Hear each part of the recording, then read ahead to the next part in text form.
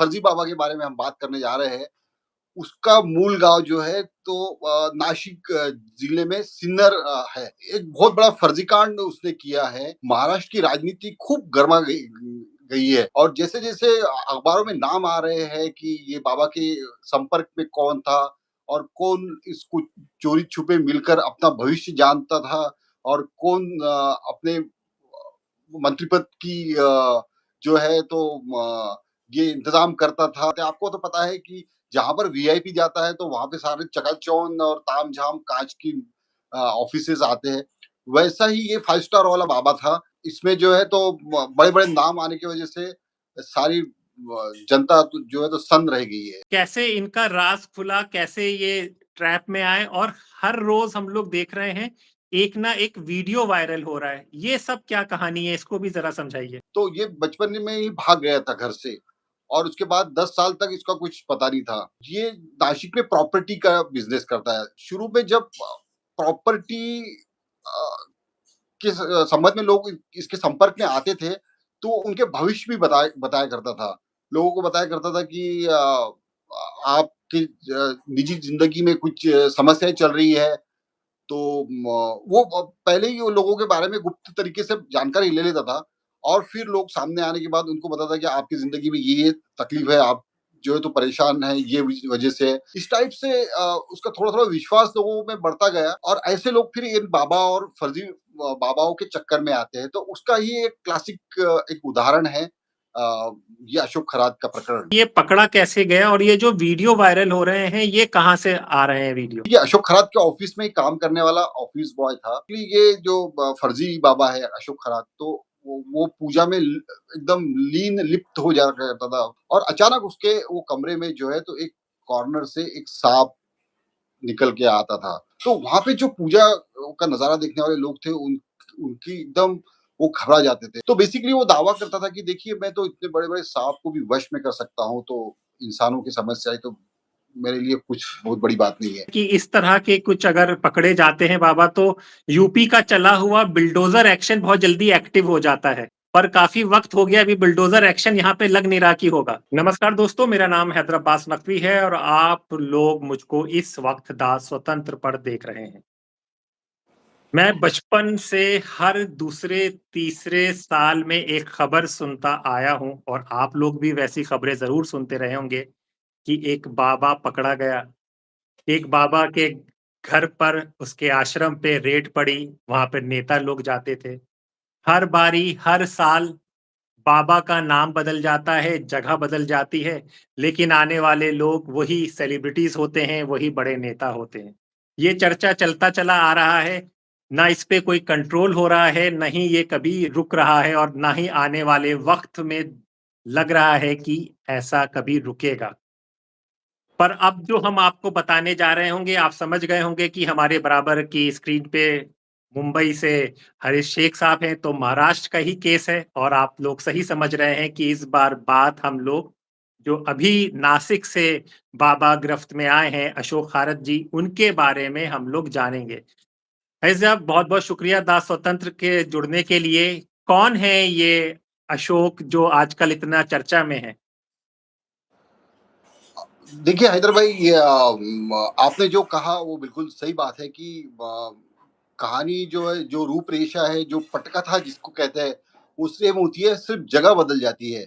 कि कभी वो कोई उत्तर भारत के शहर से वो फर्ज़ी बाबा पकड़ा जाता है, तो कभी म कर्नाटक से, कभी आंध्र प्रदेश से। अभी जिस बाबा के बारे में, जिस फर्ज़ी बाबा के बारे में हम बात करने जा रहे हैं, उसका मूल गाँव जो है तो नासिक ज़िले में सिन्नर है और एक बहुत बड़ा फर्जी कांड उसने किया है और ये इस फर्जी वाड़े में आम पब्लिक या आम जनता ही बेचारी फंसी नहीं है, तो बड़े-बड़े मंत्री हैं और जो सरकारी पदों पर मंत्री पद पर बैठे हुए हैं और बड़े-बड़े संगठनों के अध्यक्ष पद लिए हुए, ऐसे सारे कुछ लोग जो है तो इस वजह से ये काफ़ी हॉट विषय चर्चा का विषय हो चुका है और महाराष्ट्र की राजनीति खूब गरमा गई गई है और जैसे-जैसे अखबारों में नाम आ रहे हैं कि ये बाबा के संपर्क में कौन था और कौन इसको चोरी-छुपे मिलकर अपना भविष्य जानता था और कौन अपने मंत्री पद की जो है तो ये इंतज़ाम करता था और किस किन किस आम एमएलएज़ को ये बाबा बताता था कि आपकी जो कुंडली में है, मंत्री पद लिखा हुआ है, ये पद लिखा हुआ है, वो पद तो ये सारा जो है ये उसको इंग्लिश में कहते हैं कैन ऑफ वर्म्स मतलब एक हमारी सड़ी गली जो व्यवस्था है, वो व्यवस्था का जो ढक्कन है वो खुल गया और अंदर गंदगी गंदगी दिख रही है। तो इसका बेसिकली आपने जैसे पूछा कि इसका नाम अशोक खरात है और खुद को कैप्टन कहता था ये अशोक खरात और नासिक में इनका डेरा जमता था। नासिक में कनाडा कॉर्नर नाम से एक जगह है वहां पर काफी बड़ा इनका एक ऑफिस है और नासिक शहर के बाहर एक बहुत बड़ा इन्होंने एक मंदिर बांधा था 2007-8 में और इनका डेरा मतलब जैसा डेरा हुआ करता है डेरा और फार्म हाउस ये सब तामझाम वाली बातें आपको तो पता है कि जहां पर वीआईपी जाता है तो वहां पे सारे चकाचौंध और तामझाम कांच की ऑफिसेज आते हैं वैसा ही ये 5 स्टार वाला बाबा था और इसमें जो है तो बड़े बड़े नाम आने की वजह से सारी जनता तो जो है तो सन्न रह गई है। तो ये कैसे इनका राज खुला, कैसे ये ट्रैप में आए और हर रोज हम लोग देख रहे हैं एक ना एक वीडियो वायरल हो रहा है। ये सब क्या कहानी है? इसको भी ज़रा समझाइए।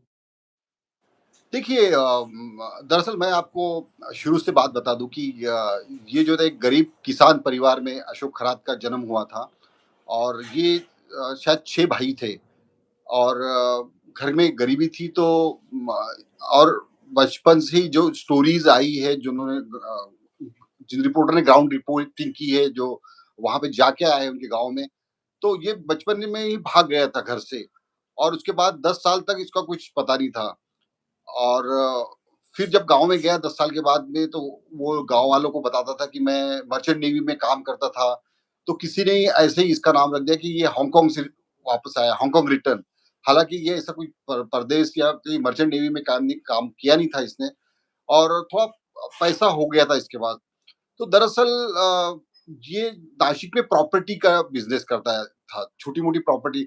अब महाराष्ट्र में जो है तो शहरीकरण अर्बनाइजेशन बहुत ज़ोरों-शोरों से हो रहा है। मुंबई और पुणे के बाद जो नासिक जो है तो ये प्रॉपर्टी हब बहुत ज़्यादा बड़ा हो रहा है और काफ़ी लोग मुंबई, पुणे और दूसरी दिग्गज शहरों के नासिक में इन्वेस्ट कर रहे हैं। नासिक में काफ़ी कुछ प्रोजेक्ट भी आ रहे हैं तो ये वहाँ पर लोगों को मदद करता है जिसको करता था जिसको जिनको छोटी-मोटी इन्वेस्ट करनी है प्लॉट लेने हैं या फिर फ्लैट लेने हैं, तो इसने अपना जो है तो ऑफिस भी वहाँ पे खोला था और शुरू में जब प्रॉपर्टी के संबंध में लोग इसके संपर्क में आते थे, तो उनके भविष्य भी बताया बताया करता था। लोगों को बताया करता था कि आपकी निजी ज़िंदगी में कुछ समस्याएँ चल रही है, तो वो पहले ही वो लोगों के बारे में गुप्त तरीके से जानकारी ले लेता था और फिर लोग सामने आने के बाद उनको बताता कि आपकी ज़िंदगी में ये तकलीफ है, आप जो है तो परेशान हैं, ये वजह से है। तो रोज़ रोज़मर्रा की ज़िंदगी में जो लोगों को परेशानियाँ होती है जैसे हस्बैंड वाइफ की में जो पति-पत्नी के दरमियान झगड़ा हो, तकरार हो, बच्चे की कोई शिकायत हो या निपुत्री जो होते हैं उनकी कोई शिकायत हो या फिर आर्थिक की समस्या हो भाई के साथ एक फैमिली की डिस्प्यूट भी होता है, तो वो उस टाइप से टाल लेता था और फिर उसमें वो मध्यस्थता करता था इन सब चीज़ों में। तो ये ये करते-करते कुछ जो लोगों को है तो राजनीति का भविष्य भी बताता था कि यहाँ से ये चुन के आएँगे, वो चुन के आएँगे और आपको टिकट मिलेगा, आपको नहीं मिलेगा। इस टाइप से उसका थोड़ा-थोड़ा विश्वास लोगों में बढ़ता गया और बढ़ते जाने के बाद फिर बड़े-बड़े मुंबई से, पुणे से बड़े-बड़े राजनीतिक नेता जो है उसके दरबार में हाज़िरी लगाने लगे और उससे अपना भविष्य जानने लगे। आज ही जो है एक समाज सेवी का है अ, अहिल्यानगर की जो पहले अहमदनगर के नाम से जाना जाता था। उन्होंने आरोप लगाया है कि महाराष्ट्र की जो विधान परिषद की उपसभापति है नीलम गोऱ्हे, ये अशोक खरात को एक होटल में जाकर मिली थी नासिक में और उनसे जाकर वो पूछ रही थी कि मेरा जो है नए मंत्रिमंडल में नंबर लगेगा कि नहीं, मुझे मंत्री पद मिलेगा कि नहीं। तो इससे भी काफ़ी खलबली मच चुकी है। तो ये जो समाज में अंधश्रद्धा बढ़ रही है और अस्वस्थता की स्थिति है और लोग जो है तो इनसिक्योर काफ़ी हो गए हैं और ऐसे लोग फिर इन बाबा और फर्जी बाबाओं के चक्कर में आते हैं। तो उसका ही एक क्लासिक एक उदाहरण है ये अशोक खरात का प्रकरण। फैज़ भाई, हम लोग ये भी समझेंगे कि जिस तरह के विजुअल आ रहे हैं, आमतौर पे देखा गया है कि जो गरीब तबके के लोग होते हैं, महिलाएँ होती हैं, वो सब फँसते हैं इनके चक्कर में और उनको आसानी से ट्रैप कर लिया जाता है। लेकिन अभी जो वीडियो वायरल हो रहे हैं, अगर उस वीडियो में हम लोग वेशभूषा, कपड़े और ये सब देखें, तो एक अमीर तबके की औरतें, उनके वर्ग के लोग दिख रहे हैं। तो ऐसा क्या जादू, कुछ चमत्कारी काला जादू, कुछ इसका भी कुछ था जो इतने सारे लोग, बड़े तबके के पैसे वाले, पढ़े-लिखे लोग जुड़ रहे हैं? नहीं, नहीं, इसमें जो है तो देखिए हमारे यहाँ के राजनीति में जो है तो ये जोड़-तोड़ की राजनीति और जो राजनीति में कॉम्पिटिशन आ गया है, तो ये मीडिएटर जो होते हैं, मध्यस्थ जो कहते हैं कि जो पावर ब्रोकर जिसको कहते हैं, जिसको हम कहें कि दलाल राजनीतिक दलाल, तो उसको बहुत महत्व आ गया है, पावर ब्रोकर्स को। तो वो पावर ब्रोकर्स जो है तो एक सेंटर होते हैं जिसके थ्रू इर्द-गिर्द ये सत्ता लोलुप जो सत्ता के सत्ता के लिए काफ़ी जो लोग हैं, जिनको किसी भी तरीके से सत्ता चाहिए होती है, तो उनके लिए ये जो है तो ये एक पनाहगाह होती है, ये इन लोगों के आश्रम की जगह। तो उस चक्कर से अभी जैसे कि यहाँ पर अ, महिला महिला प्रदेशाध्यक्ष है, महिला आयोग की अध्यक्षा रूपाली चाकणकर, इनका नाम काफ़ी ज़ोरों-शोरों से आ रहा था। कई तस्वीर भी वायरल हुई जिसमें वो अशोक खरात के सर के ऊपर छाता पकड़ के खड़ी हुई है। लोगों को बहुत चौंकाने वाली बात सामने आई कि ये रूपाली चाकणकर यहाँ पर क्या कर रही है? फिर उसको मुख्यमंत्री देवेंद्र फडणवीस भी दबाव में आए और उन्होंने वो रूपाली चाकणकर को राज्य महिला आयोग की अध्यक्ष पद का इस्तीफा देने के लिए कहा। उसके बाद फिर राष्ट्रवादी कांग्रेस अजित पवार भी जो है तो एक्शन में आ गई और उन्होंने फिर उनके उनकी जो पार्टी में भी उनका उनको पद था प्रदेशाध्यक्ष महिलाओं का, उससे भी इस्तीफा लिया। तो दरअसल मैंने जो जैसे पहले आपको बताया कि ये प्रॉपर्टी कंसल्टेंट था, तो काफ़ी लोगों को मदद करता था, कहाँ प्रॉपर्टी लेना है, कौन-सी प्रॉपर्टी अच्छी है और किसको डराना है, धमकाना है। और जैसे शिरडी जैसा जो शहर है, काफ़ी तेज़ी से बढ़ रहा है, नासिक, सिन्नर जो है, जहाँ पे बड़ा एयरपोर्ट है, इंडस्ट्रियल हब आ रहे हैं और यहाँ पर जिन लोगों को अपना पैसा जो बेसिकली होता तो ब्लैक मनी टाइप होता है, तो ये लोग इनके ज़रिए इस टाइप के फर्जीवाड़े, फर्जी बाबाओं के ज़रिए अलग-अलग जगह पे लैंड में या फिर प्लॉट्स में या फिर कोई अ, कमर्शियल बिल्डिंग्स में इन्वेस्ट करते हैं। उनसे उनको दुगना, चौगुना उनको प्रॉफ़िट भी होता है। तो इस वज़ह से ये सारे व्हाइट कॉलर्स जो है तो आपको इर्द-गिर्द दिखाई देंगे और अ, ये इसकी खुद की भी काफ़ी लैंड थी। इसकी नासिक के आसपास जो सिन्नर तालुका है वहाँ पे उसने कम तकरीबन 50 एकड़ ज़मीन लिया है और उसके बाद शिरडी में भी इसका बहुत बड़ा प्लॉट पाया गया है और गवर्नमेंट ने ये सारी चीज़ें जैसे कंप्लेंट आई है इसके खिलाफ में, तो स्पेशल इन्वेस्टिगेशन टीम एसआईटी की स्थापना करने का अनाउंस किया है मुख्यमंत्री देवेंद्र फडणवीस ने। तेजस्विनी सातपुते नाम से एक इंडियन आईपीएस ऑफिसर है जो इस एसआईटी का नेतृत्व कर रही है और एसआईटी ने भी सारे लोगों को एक अपील की है कि जिन जिन लोगों को इसने ठगा है या लूटा है तो वो सामने आकर जो है तो अपनी कंप्लेंट दाखिल कर सकते हैं एसआईटी के सामने। अरे साहब, ये भी बताइए अगर आपके पास जानकारी, कि ये पकड़ा कैसे गया और ये जो वीडियो वायरल हो रहे हैं, ये कहाँ से आ रहे हैं वीडियो? सही है, ये वीडियो की भी कहानी है। तो दरअसल ऐसे जो ठगने वाले बाबा होते हैं, तो इनका भांडाफोड़ इंटरनल जो उनका अंदर का जो कोटरी होती है वहीं से होता है। ये एक साधारण एक अनुभव होता है कि ये बाहर वाला कोई नहीं, अंदर का ही कोई जब उनकी अनबन हो जाती है। तो एक इसके इसी के अशोक खरात के ऑफिस में काम करने वाला ऑफिस बॉय था और उसने ये अशोक खरात का मैंने आपको जैसा कहा कि जो नासिक के पास उसका आश्रम बनाया था, तो वहाँ पर वो पूजा करता था। तो नासिक में सर्प पूजा या नाग पूजा का काफ़ी चलन है, काफ़ी लोग दूर-दूर से आते हैं वहाँ पे। नासिक जो है तो एक धार्मिक केंद्र भी है, तो वो पंडितों से पूजा करा के लेते हैं। तो ये भी उस टाइप से पूजा करता था कि सर्प दोष जो है कुंडली के दोष का निवारण करने के लिए। तो काफ़ी बड़े पैमाने पर लोग पैसा लेते हैं बड़े-बड़े लोगों से। तो सबसे पहले तो उनको लोगों को कहना कि आपकी कुंडली में दोष है और दोष निवारण के लिए आपको ये पूजा करना पड़ेगा सर्प दोष निवारण। तो ये रात के समय में लोगों को बुलाता था और वहाँ पे डेरा जमा कर फिर पूजा करने बैठता था। तो वो कहता था कि मैं जो है तो आपके सारे दोष निवारण करूँगा।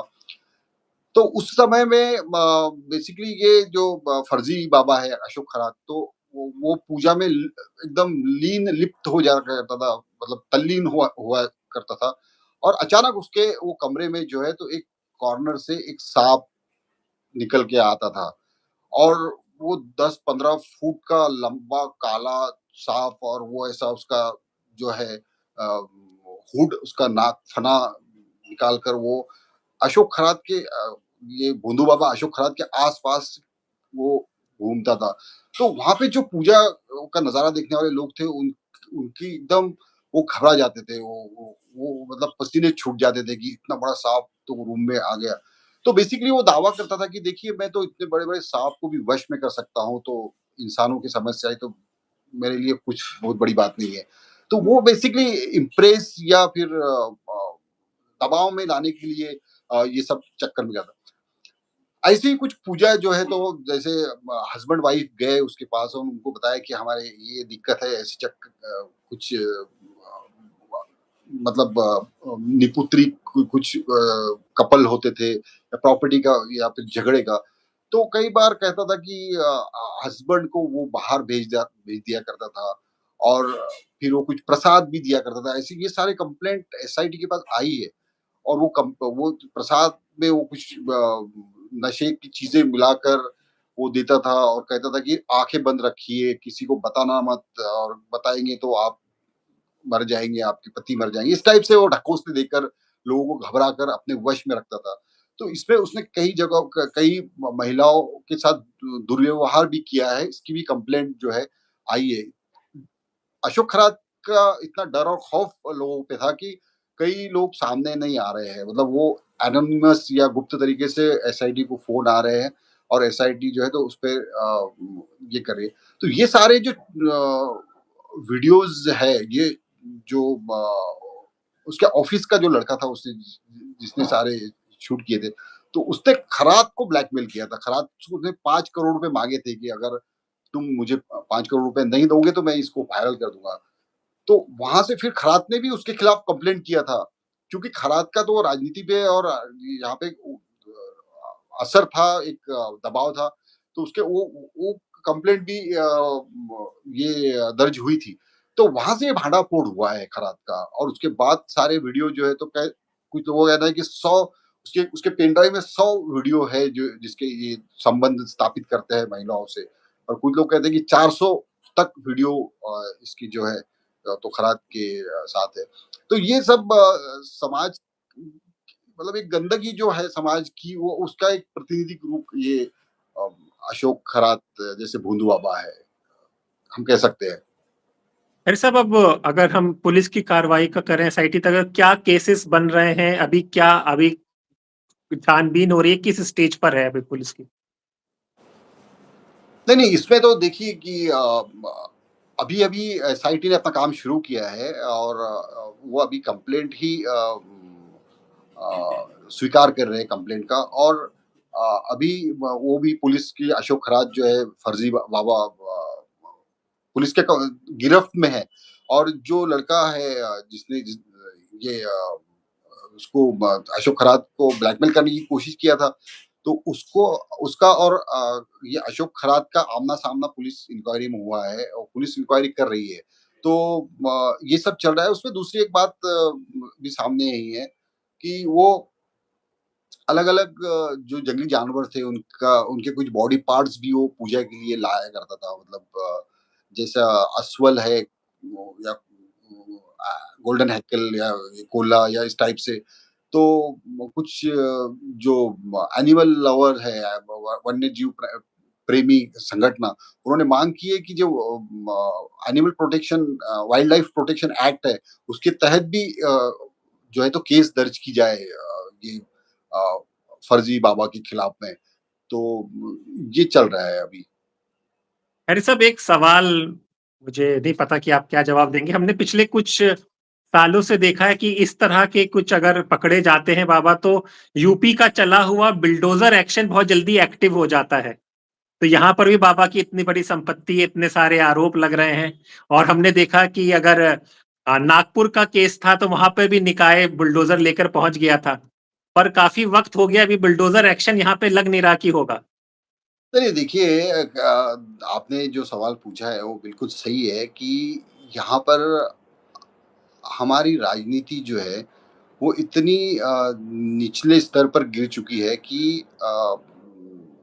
यहाँ पर अपने-अपने जो इंटरेस्ट और मफ़ाद और ये इसको प्रायोरिटी इसमें दिया जाता है। तो इसमें चूँकि सारे ही पार्टियों के सर्वपक्षीय भोंदू बाबा था वो। सारी पार्टियों के लोगों के फ़ोटो आ रहे हैं, वो सबसे मिला है।